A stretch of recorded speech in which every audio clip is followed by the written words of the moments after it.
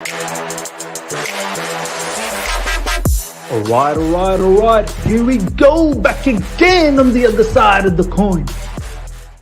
All right, welcome back to the other side of the coin, ladies and gentlemen. Today's topic is Hakim Ziyech, and it's because Simon Johnson, Chelsea correspondent, has put out an article in the Athletic, which I've just been reading. It's just over there.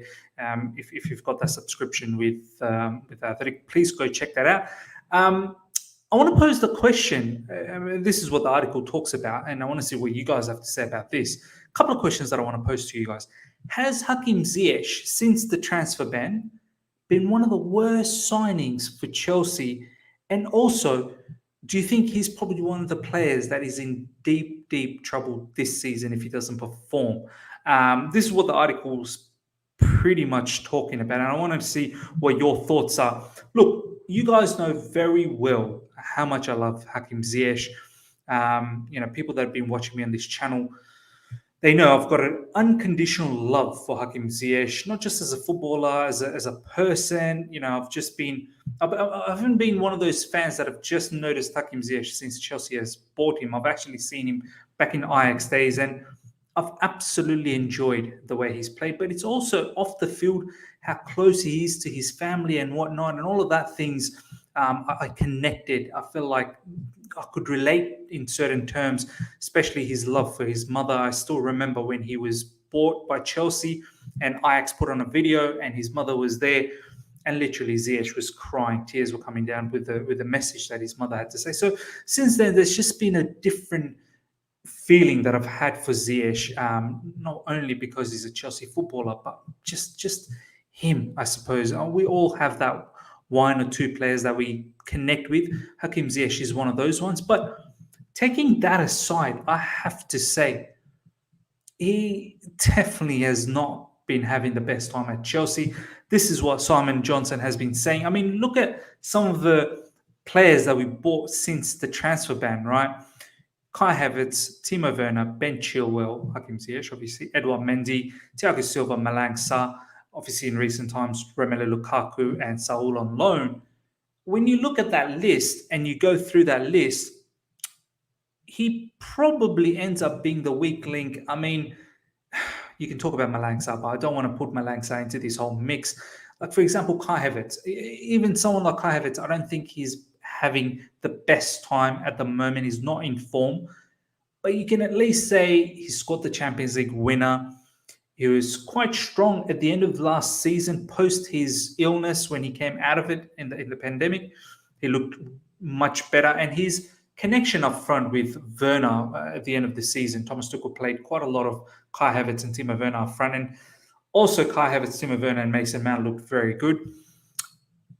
Look, overall, I don't think Kai Havertz has been great, but at least I feel maybe he's been better than Ziyech. Timo Werner, with all the misses and whatnot you want to throw out and his first touches and whatnot, he's had a far bigger impact in terms of goal contribution, at least for Chelsea. He's doing it again this season, where he's slowly coming into his own form, hopefully with recent goals, recent performances for Germany and for Chelsea as well, especially the last match against Southampton. That hopefully we are going to see a better form of Timo Werner.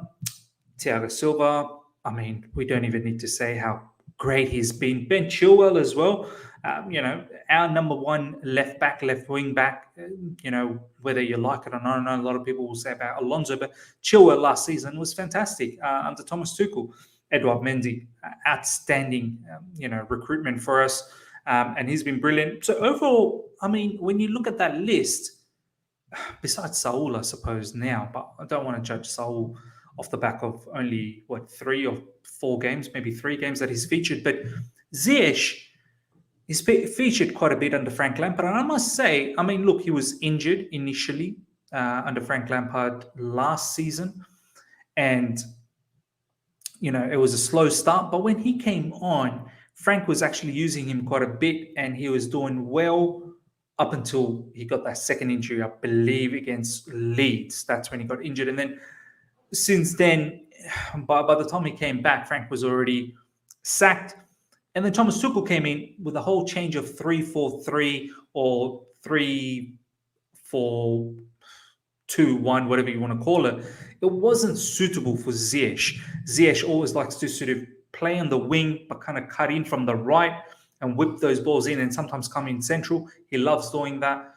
But for the formation change that Tuchel did, it just didn't suit him. But even then, he found himself finding some key goals for us last season in the Champions League and against Man City as well in the league, in the FA Cup.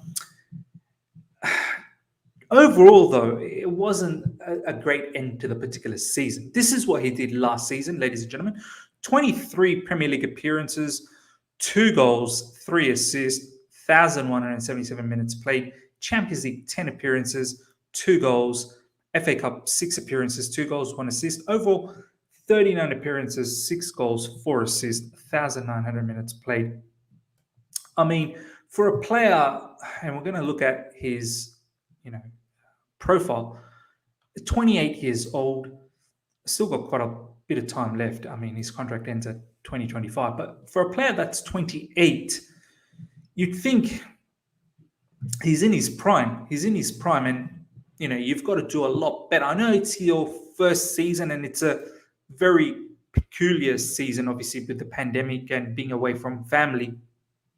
But even then, I feel like you do need to have a bigger impact than just 6 goals and 4 assists.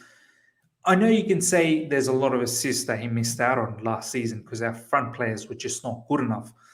But even this season, fair enough, he had a very strong preseason. Then, of course, that injury against Villarreal. And then since then, we can't even say that he's not getting minutes. He's been getting minutes and he's just been so poor this season. Twice he's featured in the Champions League, twice in the Premier League, once in the Super Cup, obviously with that goal, once in the Carabao Cup. All up, 342 minutes, 6 times he's featured, 1 goal. It's just these stats for an attacking player is not good enough. And look, our attacking players overall hasn't been good enough anyway.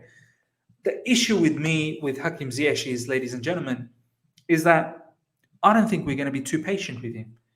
If he doesn't have a good season this season, and I mean stats-wise, if he doesn't stat pad his way with some goals and assists, at least 10 goals in all competition and at least 10 assists, I just don't know how I can justify, and this is coming from someone who loves Hakim Ziyech, I don't know how you can justify his position at Chelsea, because we can't harbour players that are not producing, especially when you're 28 turning 29 next season.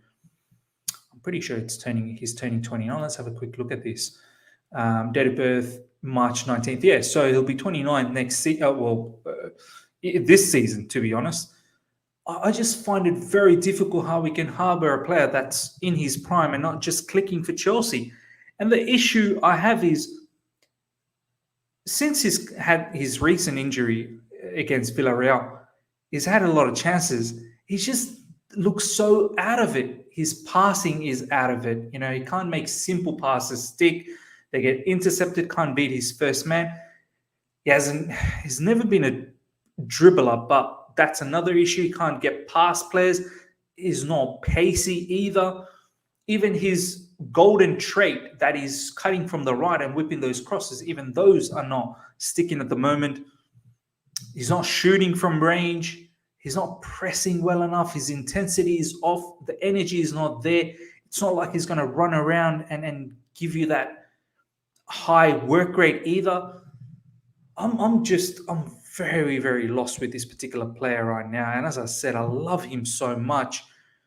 And I personally feel if we were to just assess up until now, which he's been at Chelsea for a season and a bit, he has to be out of the list in recent transfers, probably the worst signing. Taking away Malang Sarr and Saul, probably the worst one out of all the other ones who've had a far bigger impact.